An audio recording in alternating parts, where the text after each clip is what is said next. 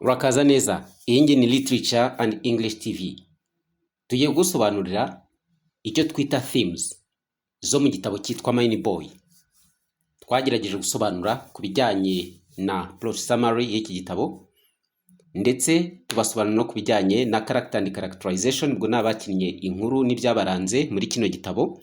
Ubu noneho igikurikiyeho ni ukugusobanura ku bijyanye n'icyo twita themes cyangwa se insanganyamatsiko cyangwa ibitekerezo by'ingenzi, central ideas byo muri iyi nkuru. Iki gitabo nk'ibisanzwe aho waba uri hose, hagize ukubaza ngo ese main theme irimo cyangwa se central idea iri muri iki gitabo ni iyihe, ntuzazuyaze aho kanya uhita umubwira ko aricyo twita racial segregation cyangwa se icyo twita racial discrimination. Mu yandi magambo ni icyo twita apartheid. Racial segregation ni ivangura rishingiye ku ibara ry'uruhu. Mu magambo make ni apartheid nk'uko twari tumaze kubivuga. Apartheid ikaba ari systeme abazungu bazanye muri kiriya gihugu cya South Africa yo kuvangura abaturage b'Abanyafurika bashingiye ku ibara ry'uruhu, cyane ko bavugaga ko abantu birabura cyangwa se bafite uruhu rwirabura bo atari abantu nk'abandi. Hari ibitabo bigenda bigaragaza ko abo bakoloni bavugaga ko abo bantu ari senji cyangwa se monkeys. Those are Africans. So now reka rero dusobanure neza uko bimeze. Though Mine Boy was published 2 years before the first official apartheid law was enacted, the novel depicts the racial separation that would be increased during the apartheid era. Hano ikintu bariho batubwira, iki gitabo cyitwa Mine Boy cyabaye nk'igitabo gihanura. Kubera iki? Kubera ko baratubwira ko iki gitabo cyasohotse cyangwa se cyabaye published, cyagiye hanze mbere h'imyaka 2 y'uko itegeko ry'ivangura rishingiye ku ruhu rishyirwa mu bikorwa. Aha rero iki gitabo baratubwira ko ngo the novel depicts the racial separation that would be increased during the apartheid era. Hanyuma bakatubwira yuko iki gitabo kivuga kuri iri vangura rishingiye ku ruhu, gutandukanya abantu ushingiye ku ruhu, bamwe ukabatonesha abandi ukabahindura abantu bari aho ngaho baciriritse badafite icyo bamaze. Iyo ni imigenzereze yagaragaye cyane muri kiriya gihe cya apartheid, mu gihe hari imaze gushyirwa into practice cyangwa se imaze kwemerwa n'itegeko. Biragaragara ko uyu mugabo witwa Peter Abraham yari ameze nkaho abonekerwa. The illegal beer selling layer engages in result from a law that made it legal for white people to sell alcohol but prohibited black people from the business. Aha rero ibijyanye no gukora business cyangwa se ubucuruzi bw'inzoga aribwo Leya yakoraga, ahangaha bwaje guhinduka nkaho bwemerewe abantu bitwa abazungu gusa, hanyuma kubirabura bikaza kuba ari ikizira, kuko byaba icyo twita illegal business cyangwa se business itemewe kubirabura, ari nacyo Leya yazize. You remember that Leya is in prison because of brewing and selling beer. The areas the characters live in and walk through are also divided by income, which as far as Zuma can see correspond to race. Hano baratubwira ngo the areas characters live in and walk through are also divided by income, which as far as Zuma can see correspond to race. Hano ndetse naho aba ba characters cyangwa se aba bakina nkuru ubona ko batuye n'ibyo bagiye bacamo, bigaragara ko ubuzima bwabo bwabaga bushingiye ku bijyanye na income cyangwa se n'ibyo binjiza mu buryo buri economic. Birumvikana mu buryo bw'ubukungu, niba winjiza urusenda cyangwa niba winjiza udufaranga ntica ntikize, nawe urumva nujya gutura ahantu ntabwo uzajya gutura muri VIP towns, uzajya ugenda ujye hirya mu bishanga, mu bisheke hirya, hahandi nyine hahwanye nuko umufuka wawe cyangwa ikofi yawe ihagaze. Ibi rero Zuma yagiye abyitegereza akareba ubuzima aba bantu babamo, abona bishingiye ku ivangura rishingiye ku ruhu, kubera yuko byagaragaraga ko black cyangwa se abirabura ari bo bantu babaga batuye muri za karitsiye ziri aho ngaho zidasobanutse, zitagira umuriro, zitagira ibintu ibyo ari byo byose byitwa ibikorwa remezo, mbese nyine ari abantu b'intabwa batitaweho. Zuma also reflects on how white people have clean, open restaurant while black people are packed into filth, confined eating halls. Hano rero Zuma nanone yaritegereje areba uburyo abantu bitwa white people cyangwa se abazungu bo babaga bifitiye restaurant ziri smart, ziri clean, zifite isuku kandi zagutse, ku buryo usanga nyine hameze neza, naho wareba ku birabura ugasanga bagiye babapakira mu tuntu tumeze nk'udusanduku cyangwa se utuntu tw'uturesitora turaho tw'imfunganwa, kandi ugasanga none twuzuyemo umwanda, watureba ukagira ngo ni nka gereza. Ibi nabyo bishingiye ku cyo twita racial discrimination. Ndasubiramo. Zuma also reflects on how white people have clean, open restaurants. Yes, ni ukuvuga ngo white people bari bafite clean ni ikintu gisukuye, bari bafite restaurant zisukuye neza cyane, ziri smart kandi zagutse, ziri open. Noneho while, akajambo while kaba gashaka kugaragaza itandukaniro. While black people are packed into filth, confined eating halls, abandi nabo ugasanga bafungiranye mu tuntu tw'utuzu ngo ni uturesitora tw'umwanda dutoya, waturaya nyine ukagira ngo niki, ukagira ngo ni muri confinement cyangwa se ni nka gereza. The socially enforced separation of society into black and white public sphere was legally entrenched in 1948 when the minority white ruling party adopted apartheid as an official policy. Hano rero bakatubwira ko ibi bijyanye no gufata sosiyete ukayishyiramo amacakubiri mu buryo bugaragara, amacakubiri ashingiye ku ibara black and white, nubwo harimo n'abandi bitwa colored people, abo ni abametisi ariko nabo bafatwa nk'abirabura n'ubundi. Hano rero baravuga ko black and white, sosiyete yari igabanyijemo amabara abiri, black and white. Ibi ni ukuvuga ngo byaje gushyirwa mu bikorwa mu 1948 ubwo banyamuke cyangwa se abantu b'umubare muke, ariko mu kinyarwanda cyiza ni banyamuke, minority ni ukuvuga banyamuke, bari bafite ishyaka ari naryo riyoboye ruling party. Minority bari bafite icyo twita minority white, bari bafite ruling party, ni ukuvuga ngo bari bafite ishyaka riyoboye. Adopt apartheid as an official policy. Bahise bafata iyo mico y'ivangura rishingiye ku ruhu ariyo twise apartheid, noneho bahita bayigira itegeko ryemewe. Ngira ngo murabyumva. Hano twabonye ingero za apartheid cyangwa se racial discrimination. Icyambere twabonye yuko icuruzwa ry'inzoga, illegal beer, which is being done by Leah, byatumye afungwa. Number 2,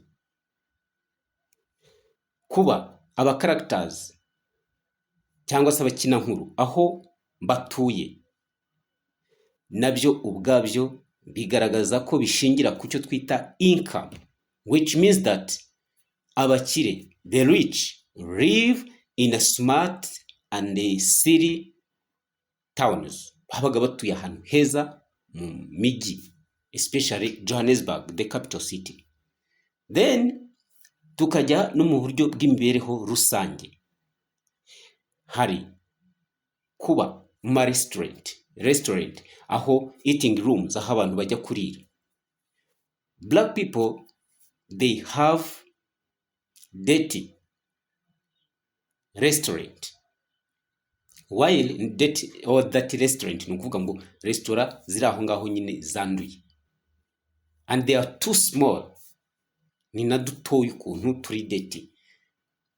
Hanyuma wajya ku bazungu ugasanga bafite clean and wide open restaurant. Icyo nacyo ni ikibazo. So now resitora abirabura bariragamo zabaga ari iz'umwanda, abazungu barira muri resitora zimeze fresh. Ibi ndabisubiramo kugira ngo byumvikane neza, niba nakubaza uzamenye uko udefanda igisubizo cyawe. Ndabizi hari abantu bari kujye banyandikira ngo wibisubiramo. Oya, gusubiramo nicyo kintu gituma abantu babasha kumva neza. Mu Gifaransa baravuga ngo la répétition est la mère de science. Okay, ntabwo mbiriye ariko niko bimeze, mu Gifaransa niko babivuga. Mu Cyongereza ubwo twavuga ngo repetition is the mother of science. If you repeat, it means that the more you repeat, the more you memorize and you know more, or you know well what you are repeating. Now, iyi sosiyete yo muri icyo gihe mu 1948 even before, ariko igihe abazungu bari bahari, yari ishingiye kuri separation, apartheid, based on the color of the skin, black and white. So aho ngaho rero narindiho ngusobanurira kucyo twita racial segregation or apartheid, igaragazwa muri kino gitabo cyitwa Mine Boy, ari naho iki gitabo gishingiye. Reka tugende kuri theme ya kabiri yitwa colonialism. Ubwo ni ukuvuga ubukoloni. Nearly all of the conflict in Mine Boy can be attributed to the settlers' colonialism that has created such separate conditions for the novel's characters.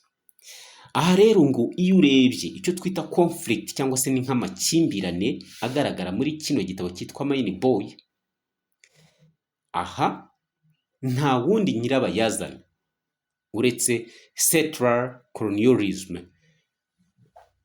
Ni ukuvuga ni bariya bimukira b'abakoloni baje bakagira gute, creatinga cyangwa se bakarema iyo bakaza nyine bagakoloniza iriya South Africa, hanyuma bagateza ibibazo abari bahasanzwe, ari nako twagiye tubona muri aba characters cyangwa se muri aba bakina nkuru b'iki gitabo.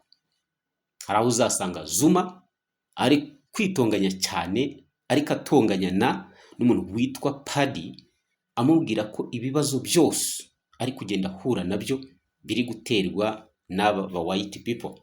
Nubwo Paddy yamuhumurije akamubwira ati first of all, I'm a man before being a white, and you too, you are a man before being black, so be a man first, and the color is the additional, if I can say additional what? Additional attribute. So kuba uri umuntu nicyo cyambere, ibindi bya colors n'ibiki byose ni ibindi biri aho ngaho. Nta mpamvu yo gushingira ku mabara, ahubwo dushingire uko twe turi abantu, then we respect each other because we have the same blood, we are people created by the same God. So muri make ni nkaho ni nkuko nguko Paddy yamubwiye. Aha rero colonialism ngarutse nyine ni ibintu byumvikana, nta mwirabura wakolonije undi officially ngo bige mu mateka ubone ko ari ibi. So now colonialism turi kuvuga hano ni yabaye hagati y'abazungu n'abirabura ku migabane ibiri, Europe and Africa. Ibibazo byabayeho hano muri Mine Boy biri based on colonialism brought by white men. Ngo tugenda tubirebera mu ba characters cyangwa se mu bakina nkuru. As a colonial nation invaded and taken over by white Dutch and British people whose descendants become the country's minority rulers, South Africa is rife with injustice and exploitation. Ndagira ngo byumve neza. Nkuko hano rero birumvikana ari igihugu cyakolonijwe, cyaje guterwa kigarurirwa n'abantu bitwa Abadage, Dutch and British. Abadage ndetse n'Abongereza. Aba rero bakaba baraje babyarira aho ngaho, bigeze aho ngaho baba nyine umuryango uriyongera, ariko still baba abantu bari bakiri bakeya, ariko nibo bavuyemo abo twita minority rulers cyangwa se abayobozi, ariko bari bakeya. South Africa is rifle akanya South Africa yahise iba indiri ya injustice cyangwa se y'akarengane ndetse na exploitation cyangwa se no kunyunyuza abantu, kubakenesha, akarengane no gukenesha abantu ngibyo. The theme of colonialism pervades the novel. Uvuga ngo iyi central idea ya colonialism niyo ubona ko igize iyi novel cyangwa iki gitabo. From the government attempt to build camps outside the city for black people to live in, to Zuma's belief that he and Paddy can never be friends. Ndagira ngo akantu ukumve neza cyane. Ndagira ngo kantu ukumve neza my friend. Hano rero tubwira ko iyi theme ya colonialism ariyo ubona ko igize kino gitabo. Guhera igihe leta sorry for that, guhera igihe government cyangwa se ubuyobozi bwatangiye kugerageza kubaka camps cyangwa se inkambi hanze y'umujyi. Izi nkambi zari zigenewe bande, ndagira ngo byumve, for black people to live in. Zari zigenewe abirabura kugira ngo bari bo bazituramo. Icyo nicyo twita colonialism. Kuba umuntu yaza ni exploitation. Kuba umuntu yaza akakuvana mu byawe akajya kubakira inkambi hirya kugira ngo ujye kuyibamo, kandi nyamara wari ifitiye amazu, wari ifitiye property, wari wifitiye ibintu byose, utuye umeze neza na famiye, ariko bakakubwira ngo vamo, dore twakubakiye inkambi hariya, genda ujye gutura hirya iyo. Kandi ugasanga birakorwa n'umuntu nibura mudahuje kala, ubwo ni umukoroni ari we muzungu. Ngibyo ibyo bagiye bakora colonialism. Niba bakubaje colonialism ahishingiye muri kino gitabo, iyo ni point number 1. Building the camps outside the city for black people to live in. This is done by government in South Africa, but the whites are the ones who are in this government, and they take decision of doing so to the people, black ones. Ngibyo. Hanyuma noneho iyo ni point ya mbere. Guhera icyo gihe government itangira kubakira abirabura inkambi zo hanze ngo y'umujyi ngo bajye kuzibamo. Nanone hari ahandi bigaragara cyane ko Zuma afite belief cyangwa se yamaze kwizera neza ko we n'umuzungu witwa Paddy, Zuma ni umwirabura, we n'umuzungu witwa Paddy badashobora na rimwe kuba inshuti. Why? Because they don't have the same color, the same nationality, the same country, the same continent. Zuma is an African while Paddy is a European. And then Zuma rero yarabirebaga akabona ibyo abazungu babakorera, akabona badashobora kuba inshuti. Iyo ni indi point. So the colonial project puts barriers between people, both physical and invisible. Yes. Barrier, physical barrier and invisible barrier. Utwo tuntu ko ari tubiri twumve neza. Hari physical barrier na invisible barrier. Ni ukuvuga ngo ni imbogamizi zigaragara n'izitagaragara cyangwa se bariyeri. Iyo umuntu yatambitseho bariyeri ni ukuvuga ngo ntabwo ugomba kurenga aho hantu kereka hari condition runaka wasabwe. Hano abazungu baraje bashyiramo icyo twita umupaka cyangwa se bariyeri hagati y'abantu. Umupaka ugaragara n'utagaragara, physical barrier and invisible barrier. Nkuko tumaze kubibona. Physical barrier, ibintu bigaragara, ni ufasha abantu kubakubita mu nkambi, ni ibintu buri muntu wese agira gute areba akabyitegereza. Kabona ko bamwe bwo nyine bagomba kuba mu nkambi, abandi bakaba mu mujyi. Hanyuma iyo ni physical igaragara. Noneho invisible ni ya mitekerereze. Nk'iya Zuma yari afite belief, imyemerere, iyo iri invisible, igaragaza ko Paddy cyangwa se umuzungu n'umwirabura ntaho bahurira kugira ngo babe inshuti. ngiyo colonialism, kuvuga ngo bakagukoloniza mu bijyanye n'imitekerereze, bakongera bakagukoloniza no mu buryo bugira gute, no mu buryo bufatika. Noneho sasa hari akandi kantu kitwa assimilationist ideals. Ese akantu mwari mwarakamenye? Niba mutari mwarakamenye reka nze nkababwire. Icyo twita assimilationist cyangwa se assimilation ni system y'abakoloni bagiye bakoresha, noneho bagashaka gufata umwirabura ngo bamutransforminge nk'umuzungu neza, ajya avuga nk'umuzungu, arye nk'umuzungu, agende nk'abazungu, ibintu byose abikore nk'abazungu. Ariko mu by'ukuri ntabwo ibi bintu ari ibintu bishoboka. Uragerageza wenda bikagira nko kuri za 80 cyangwa 70%, ariko you can't be 100% another person who is not you. Na Michael Jackson yagerageje kwihinduza, ariko n'ubundi ntabwo yigeze aba umuzungu wuzuye. So utiriwe byagenze gute? Ushobora kubyumva gutyo ukagira ngo ntabwo bibaho. Nawe tekereza, urareba ko hari abantu yakora kano, wakoze nk'abazungu, wakambara neza, wambaye nk'abazungu, wagenda ugenda nk'abazungu, wavuga nk'abazungu, abazungu. So ibyo bintu rero, ibi ntabwo ari ukugarura ibintu by'amacakubiri, ahubwo ni amateka yaranze uyu mugabane wacu, kandi tuba tugomba kumenya.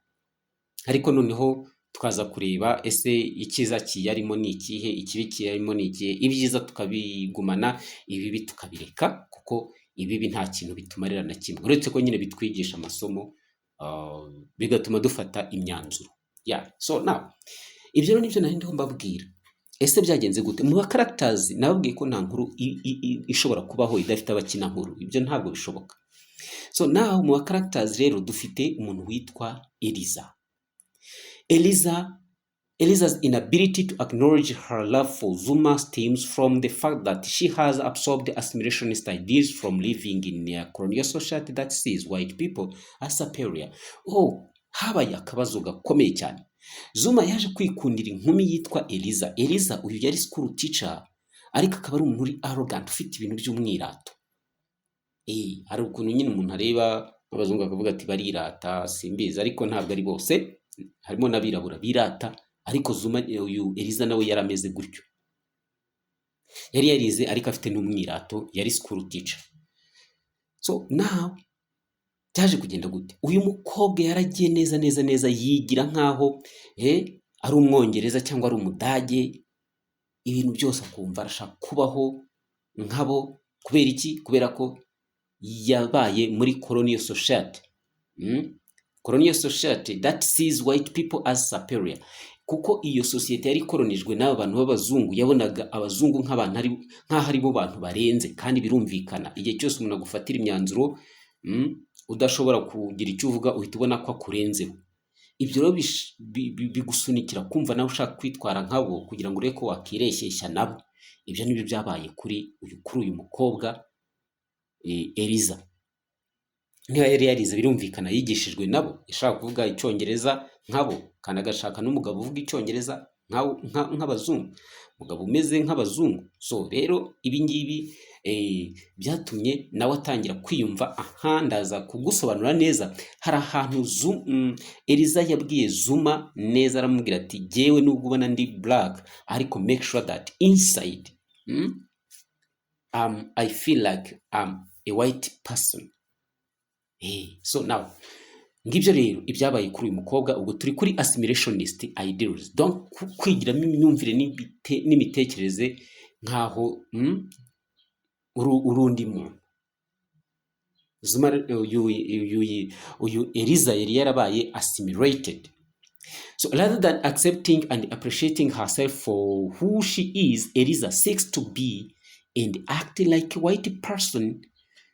Aho kugira ngo rero uyu mukobwa yiyakire ndetse anishimire uko ari, Eliza yashakaga kubaho, yashaka gukora nk'abazungu, whose way of speaking, dressing and behaving she deems preferable. Ibyo rero nibyo nahoze mvuga, imyambarire, imivugire, ibintu byo byose akumva arashaka kuba nk'umuzungu. Even though Eliza likens her assimilationist ideals to the devil inside her, she is helpless to rid herself of the possession. So now ariko uyu mukobwa yageraga aho ngaho akagira gute agahuza n'iyi myitwarire yamugiyemo ariyo assimilation yo kumva ko ameze nk'umuzungu, akayigereranya n'icyo twita devil inside her. Yes, ni ukuvuga ngo yabigereranyaga nk'aho ari dayimoni imurimo. Tuzi neza ko devil ari ikintu kiri negatifu cyangwa se kibi. Muri make nawe yumvaga muri we yifitemo ishitani cyangwa yifitemo ikintu kibi gituma yiyumva nk'umuntu utari we nyirizina. She is helpless to rid herself. Ni ukuvuga ngo we ubwe ntabwo yabashije kwigobotora iyo myumvire, kuko yaratwawe bunyago n'iyo myumvire y'abo bantu babakoronije. Ultimately, she rejected her culture and leaves Leia and Zuma. Ibi byaje kuvamo umusaruro w'uko yanze umuco we. Turabizi muri sosiyete hari abantu bumva badashaka kwitwara kinyarwanda, ngo basokoze kinyarwanda, bakenyere kinyarwanda, bateke kinyarwanda. Urumva ntabwo ari Eliza wenyine, ahubwo hafi ya twese twaratatswe niko tumeze. So now urumva culture yacu tugenda tuyanga. Nababwira uti nyabona ibyo bintu ukora si iby'i Rwanda, ati reka n'uburenganzira bwanjye, dore ngibyo nguko.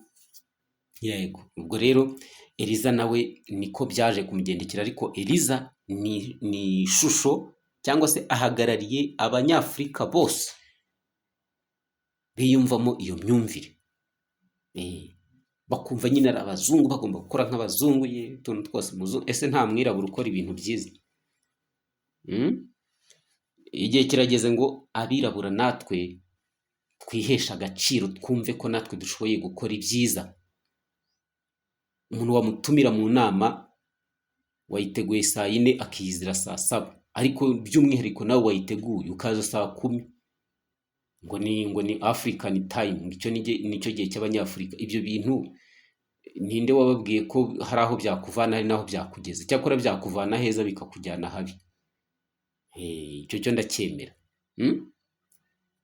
Wazira ku gihe ngo ariko ngukora nk'abazungu. Hari igihe umuntu abantu batumira bakavuga bati rwose saa 3 mwe muhageze, ukazinduka saa 3 top ukabura hageze cyangwa mbere yaho. Wajya kure ugasanga ibyo bagutumiriye bigiye kuba saa 6. Mico mibaya sana. Time is money niko bavuga.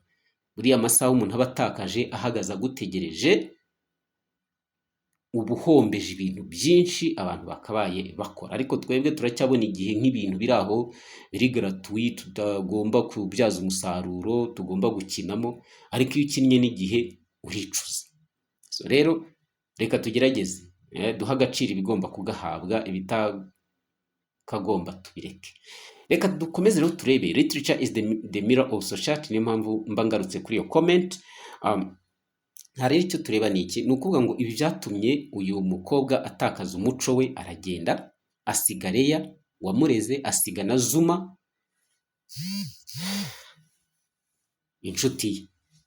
Intended to pursue her dreams of assimilating into white society. Ibi ngibi rero ngo yabikoze mu rwego rwo kugira ngo arebe yuko yagera ku nzozi ze zo kuba muri sosiyete y'abazungu. Hano ndahita nza ku kantu kitwa poverty. The theme of poverty undergird much of the conflict in Mining Boy. Ni ukuvuga ngo iyi central idea y'ubukene yagiye nayo igira uruhare rukomeye cyane muri conflict zabaye muri iki gitabo cya Mining Boy. The lack of economic possibilities up north sent Zuma to the city.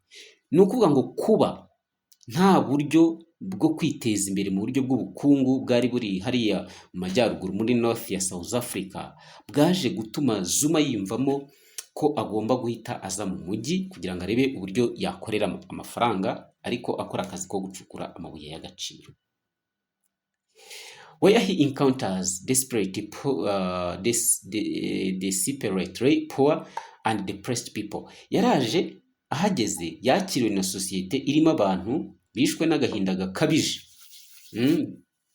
ndetse bari depressed nyine birumvikana, bafite agahinda gakabije, ndetse n'abandi bantu nyine birumvikana b'abakene. Burya iyo uri umukene hari igihe ureba icyagukenesheje kikagutera kumva ubabaye. The cause of poverty can cause you to be depressed, whose need for money keeps them in dangerous and unsanitary conditions. So now aba rero wabonaga ko bakeneye amafaranga, ibyo bigatuma bishora mu bintu biri dangerous, cyangwa se bakabaho ubuzima buri dangerous bwo kwishyira mu kaga. Urugero nka Leya, niba yaragiraga gutya akavuga ati nemeye gucuruza izi nzoga nubwo ziri illegal cyangwa zitemewe mu mategeko, urumva ko yari yishyize mu ki, yarishyize muri danger, ariko aremera nta kundi. Abandi nabo ugasanga bari muri unsanitary conditions, cyangwa se babayeho mu buryo bwanduye, bakora rimwe na rimwe n'ibintu bitemewe, yego barwana bagira gute. So rimwe na rimwe bakajya nyine no gucukura, gushaka akazi ka mining gold, kandi iriya mining gold abantu baragendaga bagacukura bikarangira barwaye igituntu. That is insanity. Nta buzima bwabaga burimo. Urumva, dangerous and unsanitary condition twabisobanuye. Dangerous condition hahandi kugira in order to get money, kugira ngo ubone amafaranga. Leya nyine birumvikana yaracuruzaga ibintu bitemewe biri illegal, kandi nawe akajya muri mining that results into lung disease, cyangwa se indwara zifata ibihaha like tuberculosis, wenda nk'igituntu, harimo ingero nyinshi. So though Zuma comes to the city to make an honest living, the white supremacist policies of South African government will bar him from ascending the social and economic ladder, no matter how hard he works. Birababaje. Hano rero bari baratubwira ngo nubwo Zuma yaje hano mu mujyi kugira ngo arebe ko yabaho mu buzima bwa kinyangamugayo, ari honest, ntabwo byamukundiye. Byaje kurangira asanze sosiyete ya hano muri South Africa ifite guverinoma ishyiraho imipaka yatumye uyu Zuma adashobora kugira gute, adashobora kuba yakurira urwego mu buryo urwego rw'ubukungu ngo azamuke nawe agira ahantu agera. Ngira ngo iyo dukurikiranye neza iyi story tubona ahantu yagerageje kujya atembera mu mujyi, yagerayo agakubitwa nawe akarwana. Igihe yajyaga mu mujyi on Saturday hamwe na Joseph, ni ikibazo. Ikindi reba nk'ariya muri mining, muri mining habayemo ikibazo, haza kubamo ibintu byo kwigaragambya. Byose byaje kurangira uyu Zuma ajyanywe muri gereza, ariko bitamuturutseho, ahubwo nuko yaharaniraga icyo twita freedom of Africans. Kuko impamvu ibi mbivuze nuko mu rwego rwo kugira ngo arebe ko yagira ikintu ageraho, yagiye gushaka akazi muri mining. Agezeyo haza kubaho icyo twita mining accident, hanyuma abazungu bashaka kugira ngo abirabura bakomeze bagende bajye gucukura, nubwo aho hantu mu kirombe bacukuraga hari dangerous. Abazungu nibyo ntibari babyitayeho. Zuma hamwe na Padi barafatanya bahita bakreatinga imyigaragambyo kugira ngo abazungu babanze basa naho hantu hamere neza, babone gusubira hehe mu kazi. Ariko abazungu barabyanga, haza kubaho nyine iriya myigaragambyo, cyatumye Zuma afungwa. Nawe niyo umuntu yaraje yishakira agafaranga kugira ngo arebe ko yatera imbere, bikarangira ari muri gereza. Nese ubwo urumva hatariho barrier?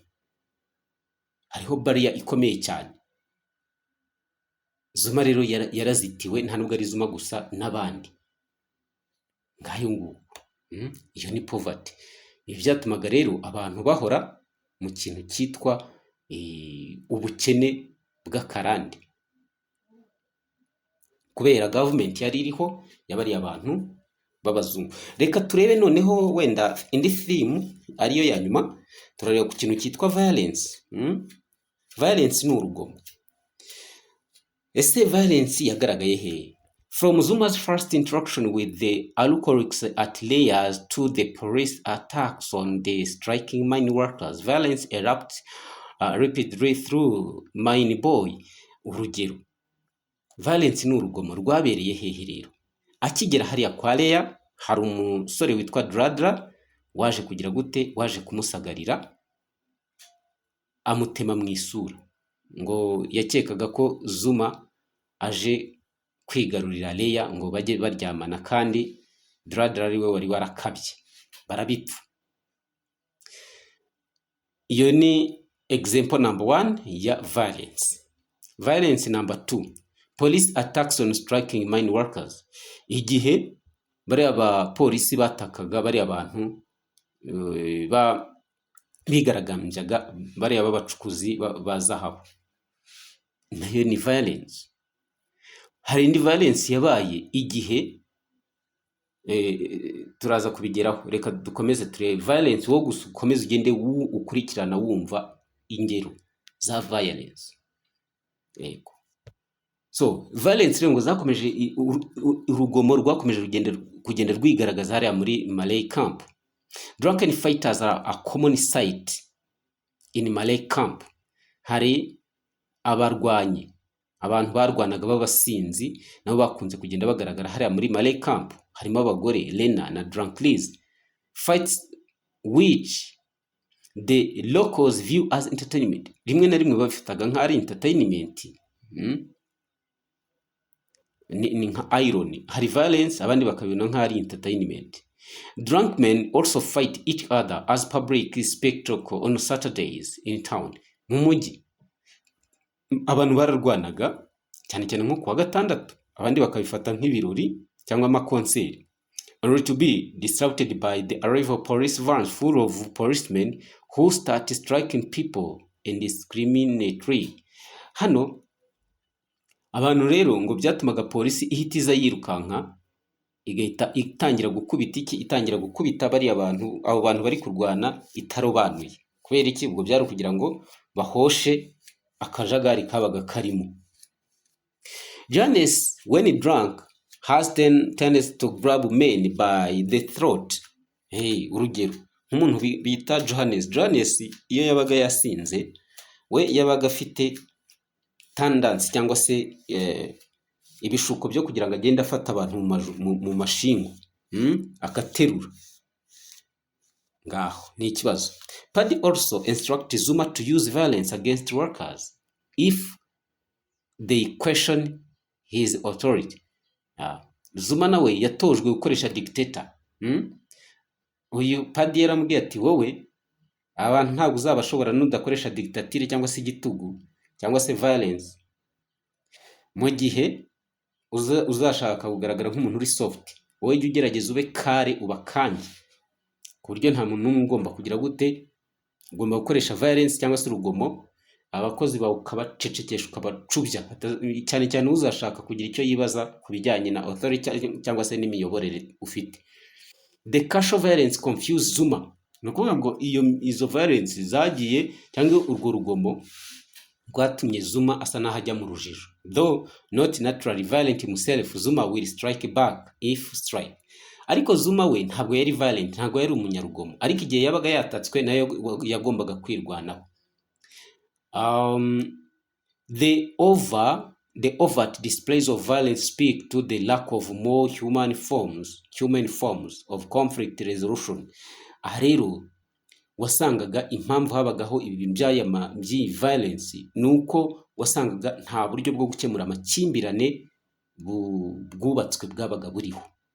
When there is no authority to trust to help solve conflict, individuals lash out against each other in order to survive. None wasangaga bameze nk'abantu bibera mu ishyamba, kubera ko nta mategeko, ariko n'ishyamba buriya hari inyamaswa zigira imiryango y'uburyo bwo gukemuramo ibibazo. Noneho rero ahangaha ho iyo barebaga ko nta muntu n'umwe wo kwizerwa, buri muntu wese yirwanagaho kugira ngo arebe ko yagira gute yaramuka. Ubwo akaruta kandi karakamiraga, niba uri umunyantege nke wabigenderagamo nawe wamenyaga uburyo ugomba kwitwara kugira ngo utaza guhutazwa. So now themes zirimo hano, iz'ingenzi nizo, harimo precarious work. Precarious work ni gukora akazi kari dangerous, nanone kari illegal, ni ibintu byumvikana. Akazi kari dangerous nanone kari illegal, urugero nko gucukura amabuye y'agaciro, biri precarious work, ni ibintu bikomeye cyane kandi biri dangerous. Leya, uburyo yacuruzaga illegal beer mu buryo birumvikana ni mu buryo butemewe n'amategeko, ibyo byose ni precarious work. Hakazamo kindness. Kindness, Leya nawe yari kind, Maplanka nawe yari kind. Kindness n'ubwitonzi no kuba ufite impuhwe zo kumva wafasha abantu. Maisie nawe ni kind. Zuma the same. So now ibingibi rero, iyi kindness yatumaga bamwe mu ba characters bagaragaza imikorere myiza, ubumuntu, nubwo bari babayeho mu gihe cya dehumanizing conditions, cyangwa se mu gihe umuntu yabaga yambuwe ubumuntu, yafashwe nk'inyamaswa. So in short or in full, izi nizo central ideas ziri muri kino gitabo, ariko bitabujije ko hari n'izindi zabaho. Icy'ingenzi wowe nuko ugize iyo ubona itavuzwemo ushobora kuyandika, ariko bazakubaza ukayisobanura wifashishije ingero nk'uko natwe twagiye tuzifashisha. So thank you so much. These are in short the themes from this book Mine Boy, but they are not only these ones, they are not limited. You can even discover other themes after. What is interesting is, of course, to be related to the main story. Those themes must have deep relationship with the original content of this book. And what you'll be supposed to do is, of course, to give supporting examples, convincing examples. If you are able to convince the reader, of course, there is no doubt that he will agree with you, with what you are saying. So now, thank you so much.